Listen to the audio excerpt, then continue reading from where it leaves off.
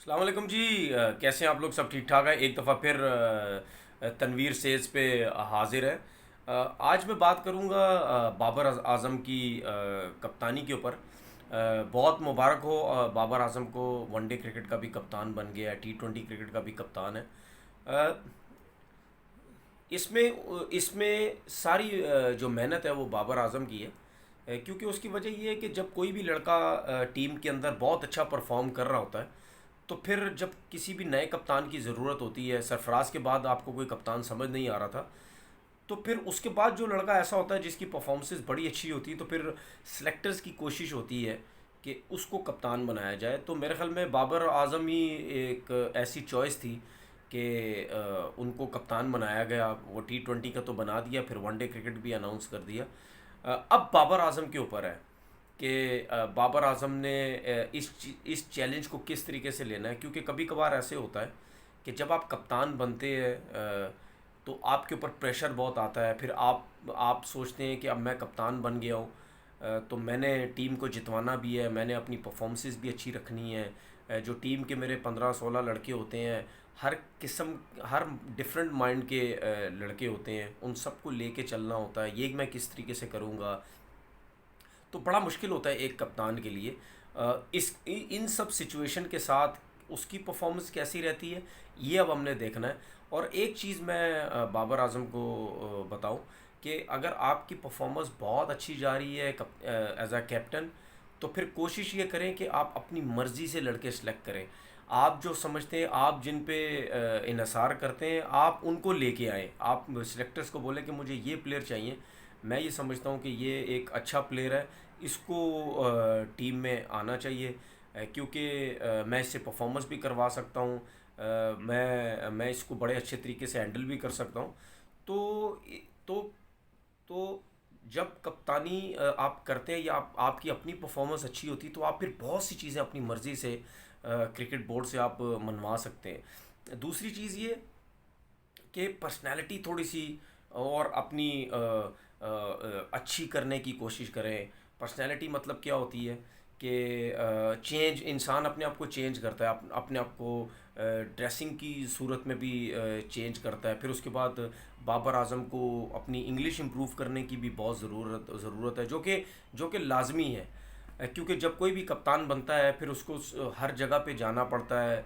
Match के बाद भी बात करनी पड़ती है, टॉस के टाइम भी बात करनी पड़ती है, फिर उसके बाद डिफरेंट चैनल्स पे इंटरव्यूज़ भी होते हैं। बाहर की कंट्री में जाएंगे, वहाँ भी होंगे, पाकिस्तान में भी होंगे।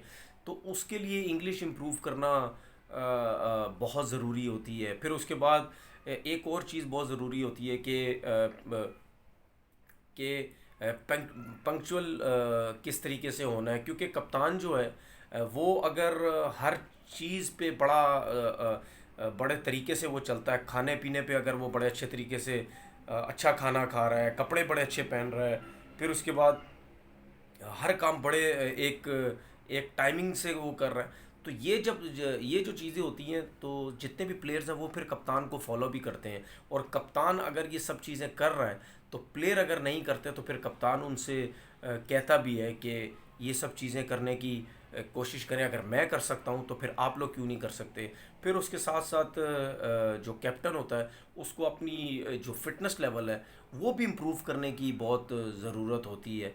क्योंकि अगर कप्तान की फ़िटनेस अच्छी नहीं है, तो वो फिर किसी और को भी नहीं कह सकता कि आपकी फ़िटनेस लेवल क्यों इतना बुरा है। तो फिर आगे से हो सकता है रिवर्स में उसको बातें सुनने न पड़ जाए कप्तान को। लोग, प्लेयर ये बोलेंगे भाई आपकी फ़िटनेस कौन सी है। तो जब आप कप्तान बनते हैं, तो फिर आपको ओवरऑल हर चीज़ में आपको टॉप पे रहना पड़ता है। परफॉर्मेंस वाइज भी टॉप पे रहना पड़ता है, ड्रेसिंग वाइज भी आपको टॉप पे रहना पड़ता है।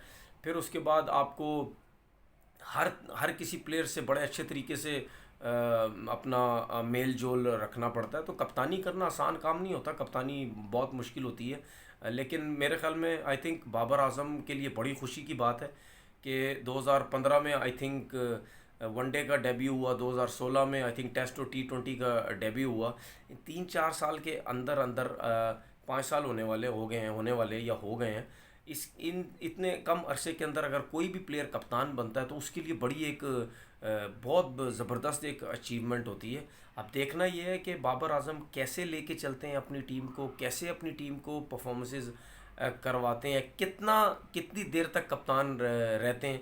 क्योंकि पाकिस्तान के अंदर आप सबको पता है कि जो भी बंदा कप्तान बनता है, अगर उसकी परफॉर्मेंसेस एक सीरीज़ के अंदर उसकी कप्तानी में टीम की परफॉर्मेंस अच्छी ना हो तो उसके ऊपर इतने ज़्यादा फायर होते हैं, इतना क्रिटिसाइज़ किया जाता है। तो मेरे ख्याल है वो भी इंसान जो है मेंटली बहुत ज़्यादा गिर जाता है। तो इस चीज़ को लेके भी कि अगर बाबर आजम के ऊपर क्रिटिसाइज़ बहुत ज़्यादा हो रहा है, उसके ऊपर बहुत ज़्यादा बमबारी हो रही है, तो उसमें भी बाबर आजम को अपने आप को बहुत मेंटली स्ट्रॉन्ग करना पड़ेगा। एक और चीज़ बोलता जाऊँ कि बाबर आजम को ये सब चीज़ें बर्दाश्त करनी पड़ेंगी, जवाब नहीं देना पड़ेगा। अगर आपने जवाब दिया तो फिर बाबर आजम के लिए बड़ी मुश्किल होगी। बर्दाश्त करें और ये सोचें कि ठीक है, जो बोल रहा है बोलने दो, शायद इसमें हमारा कोई फ़ायदा है, तो हमारी कोशिश होगी कि हम गलतियां ना करें। गुड लक बाबर आजम, आपको बहुत बहुत मुबारक हो। अब हम ये देखना चाहते हैं कि कप्तानी जब आप करेंगे तो उसमें आपकी टीम की परफॉर्मेंस और आपकी परफॉर्मेंस कैसी रहती है। फिर इंशाल्लाह ताला एक नई वीडियो के साथ हाजिर होंगे। अपना बहुत बहुत ख्याल रखिएगा। अल्लाह हाफिज़।